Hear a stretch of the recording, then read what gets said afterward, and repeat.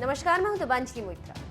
कोविड-19 की वजह से पूरी दुनिया में अब तक 2,97,000 से ज्यादा लोग मारे जा चुके हैं और लगभग 43 लाख से ज्यादा लोग बीमार या संक्रमित हैं। लेकिन अभी तक इस वायरस को रोकने का तरीका नहीं खोजा जा सका। इस बीच एक स्टडी में ये जानकारी सामने आई है कि कोविड-19 की वजह से 5 लाख एड्स मरीजों की मौत हो सकती है। WHO और यूएन एड्स ने मॉडलिंग स्टडी के अनुसार अनुमान लगाया है कि अफ्रीका के सब सहारा इलाके में अगले 6 महीनों में 5 लाख से ज्यादा एड्स मरीजों की मौत हो जाएगी और अगर ऐसा हुआ तो ये 2008 में एड्स से मरने वालों का रिकॉर्ड तोड़ देगी। 2010 से लेकर अभी तक अफ्रीका में बच्चों में HIV संक्रमण की दर में 43% की कमी आई। ऐसा हुआ था एंटी रेट्रोवायरल थेरेपी की वजह से।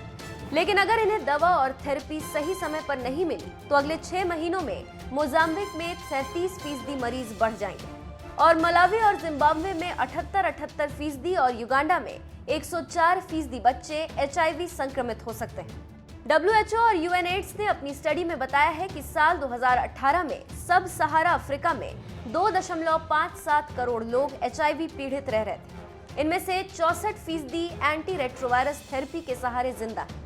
विशेषज्ञों की माने तो अब कोविड-19 फैलने के बाद इन इलाकों के हेल्थ सिस्टम की हालत खराब हो गई है। HIV क्लिनिक्स पर ARV की सप्लाई नहीं हो पा रही। एड्स के मरीज अपनी दवा के डोज मिस कर रहे हैं।